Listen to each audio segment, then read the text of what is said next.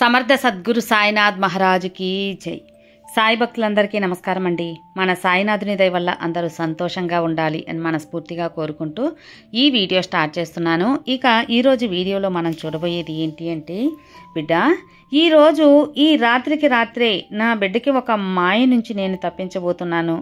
నీ చాలా రోజుల కోరిక ఈ రాత్రి నుంచి తీరబోతుంది. అది ఏంటో ఇప్పుడే ఈ సాయి మాటలో విను.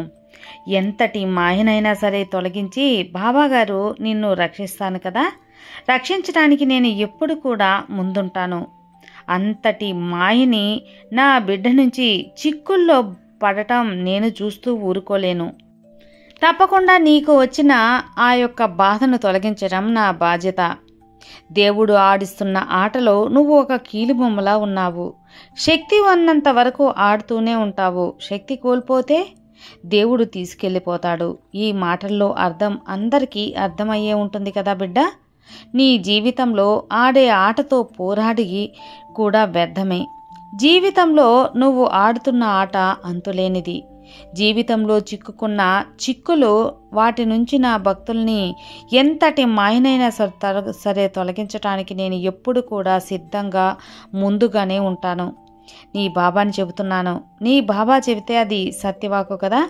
నీ బాధలను పంచుకోవడానికి, కష్టాలను పంచుకోవడానికి ఎవ్వరూ లేరు అనుకొని కుమిలిపోతున్న నీకు ఈ బాబా ఉన్నాను. ఈ గురువే నీకు ఉండగా నీకు దిగులెందుకు బిడ్డ?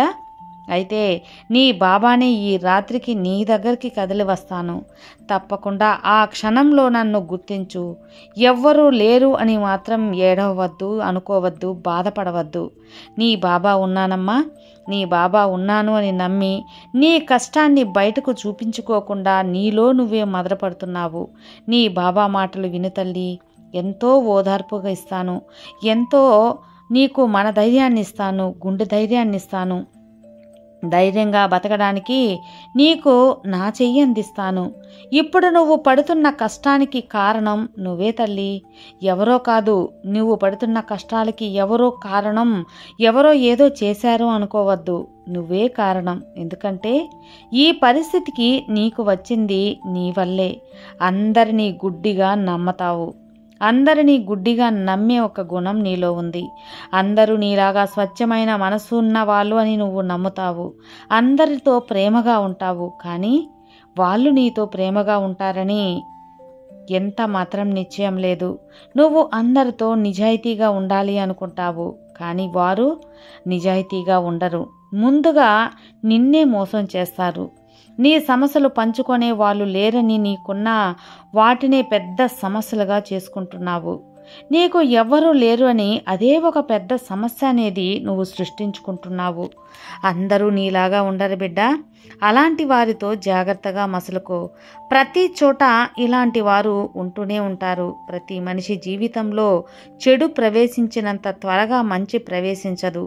దుఃఖం, బాధలు ప్రవేశించినంత త్వరగా సంతోషం ప్రవేశించదు. ఎందుకంటే సంతోషం రావాలంటే చాలా కష్టపడాలి. అదే ఇప్పటికిప్పుడు చెడు జరగాలి అంటే మాత్రం వెంటనే జరిగిపోతుంది. అంతటి శక్తి ఉంది చెడుకి. దానికి కారణం మంచి చెడ్డులు ఎలా నువ్వు జీవితంలో పనిచేస్తాయో, మనుషుల్లో కూడా మంచివారు చెడ్డవారు ఉంటారు. వారు ఎలాంటి వారు అని నువ్వు గుర్తించాలి. వారి ప్రాముఖ్యత ఎంత ఇవ్వాలి అని గుర్తించాలి. మంచికి ప్రాముఖ్యత ఇచ్చేవారు అతి తక్కువ మందే ఉంటారు. చెడుకి ఎక్కువ ప్రాముఖ్యత ఇస్తూ ఉంటారు. ఎక్కువ మంది అలాగే ఉంటారు బిడ్డ. చెడు అనేది కష్టం లేకుండా, ఖర్చు లేకుండా వచ్చేస్తుంది. కానీ సంతోషం కావాలంటే ఇప్పుడు నువ్వు అనుభవిస్తున్న కష్టమే ఒక అలవలేనంత చెప్పవచ్చు. నీ బాబా చెప్పేది ఏంటి అంటే, చెడుదారిలో వెళ్ళేవారికి కష్టం లేదు అనుకోవకు. జీవితాంతం కష్టంలోనే ఉండాలి వాళ్ళు. ఇప్పుడు సంతోషంగా ఉన్నా ఇక జీవితం మొత్తం వాళ్ళు కష్టపడుతూనే ఉంటారు. అందువల్ల నా బిడ్డలో అయినా ఎవరైనా సరే, నా భక్తులు ఎవరైనా సరే మంచిగా, న్యాయంగా ఉండమని నేను చెబుతూ ఉంటాను. జీవితంలో చచ్చేంత కష్టం వచ్చినా ఆప్తులతో మాత్రం పంచుకోవాలి అని ఎప్పుడు కూడా ఈ సాయి సందేశంలో నీకు తెలుపుతూ ఉంటాను కదా. ఈ సాయి చెప్పే మాటలను జాగ్రత్తగా మసులుకుంటే రాత్రికి నిద్రపోయే ముందు ఒక్కసారి ఈ సాయితో మాట్లాడి చూడు. నీ కష్టాన్ని చెప్పుకొని చూడు. నీ కష్టం కడతేరిపోతుంది. కోరింది తీర్చడానికి నీ సాయి ఎప్పుడూ నీకు సహాయపడతాను. ఇవన్నీ నువ్వు ఈ బాబా మాటలు ఆలకించి వినియోగించుకోకపోతే ఇప్పటి వరకు నన్ను మొక్కటం వ్యర్థమే తల్లి. ఈ బాబాని మొక్కటం ఎందుకు? ఈ సాయి మాటలు ఆచరించినప్పుడు నన్ను తరించి నన్ను ఆరాధించటం ఎందుకు? కాబట్టి ఈ బాబా చెప్పినట్లు తప్పకుండా పాటించు. సాయి అనుగ్రహాన్ని పరిపూర్ణంగా పొందు. నీ కటిక కష్టాన్ని అయినా సరే ఖచ్చితంగా నేను పటాపంచలు చేస్తాను. ఆప్తులు నీకున్నారని ఒకరికొకరు ఉంటారు కదా, నీ మంచి కోరే ఆప్తులతో మాత్రం ఎప్పుడు కూడా పలకరిస్తూ ఉండు.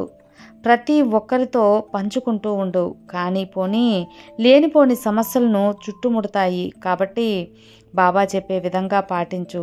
ఆనందంగా ఉంటావు. నీ వారితో నీ మాటలు మాత్రమే చెప్పుకోవాలి. ఇతరుల గురించి ఏదో ఒక మాటనే చెప్పినప్పుడు అవే సమస్యలుగా మారిపోతాయని గుర్తుంచుకో. ఎంత సమస్య వచ్చినా, ఎంత కష్టం వచ్చినా నీలోని ధైర్యాన్ని మాత్రం ఎప్పుడూ వదులుకోవద్దు. ధైర్యం, నమ్మకం నీ వెంటే ఉంచుకో. నమ్మకంగా ఉంటే అంతా మంచే జరుగుతుంది. ధైర్యంగా ఉంటే విజయం నీకు అందుతుంది. ఈ సాయి మాటలు ఆచరిస్తే బాబా అనుగ్రహం నీకు దక్కుతుంది. సర్వే జనా సుఖినో భవంతు. జై సాయిరామ్.